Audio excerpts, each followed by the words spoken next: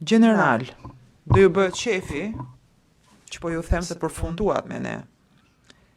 U bëm pyetjet e fundit, jeni lirë të shkoni, mund të largoni nga salla e gjyqit, ju faleminderit që erdhët, që ndat informacionin që kishit me ne, mund të largoheni me sekretarin e seancës, përgjigje.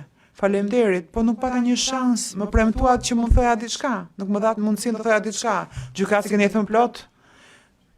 Më jepni vetëm 2 minuta, ju lutem. Do them diçka nga perspektiva ime. Gjykatësi nëse thoni diçka, nuk mund t'ju bëhen pyetje për këtë.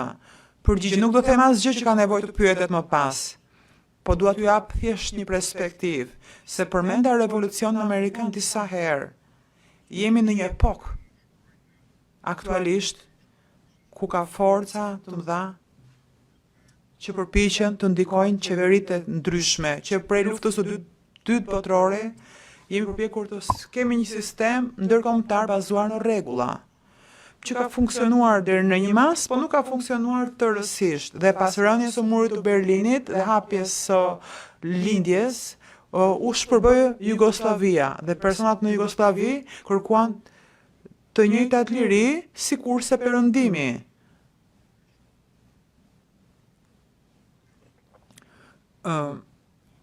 Sigurisht kjo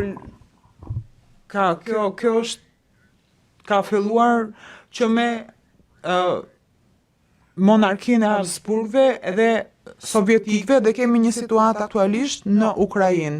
Nuk po përpiqem të jem i pasjellshëm, se proceset penale janë të rëndësishme.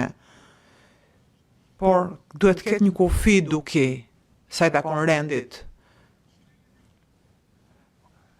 Pra, ka rend, por personat duhet të respektojnë dhe duhet të përpiqen të luftojnë për të drejtat e tyre.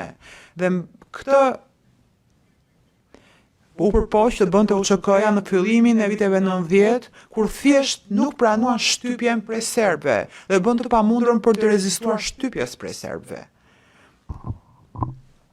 Pra, ata nuk janë terrorist. Pavarësisht se kur shkova takoja unë generalet serb, ata më thanë po ata janë terrorist. Ata nuk janë terrorist. Janë njerëz që luftonin kundër një regjimi të padrejtë, i jashtëligjshëm, i cili meritonte të largohej e të zvendësohej.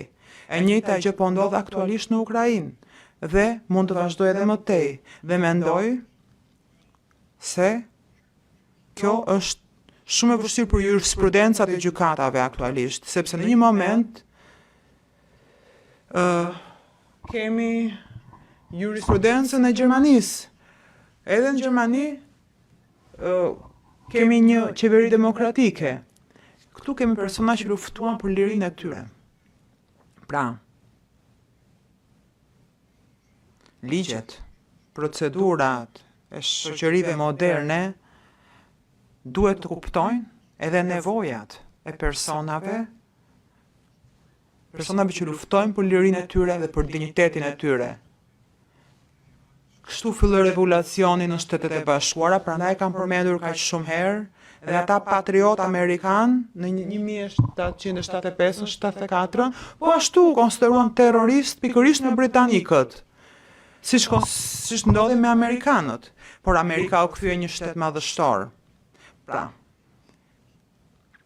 duhet të kemi parasysh të shkuarën historinë, duhet të shikoni çfarë po ndodh në Ukrainë, mbasi do ketë procese për Ukrainën të ngjashme.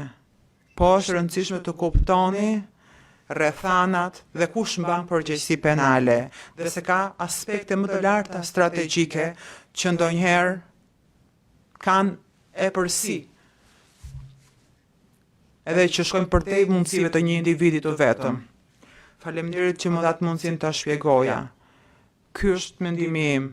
E kam ndjekur këtë gjykim dhe i qëndroj bindjes së mëparshme që Hashim Thaçi nuk është përgjegjës për atë që ka ndodhur në Kosovë. Ai nuk mban përgjegjësi për aktet individuale të dhunës së hakmarrjes.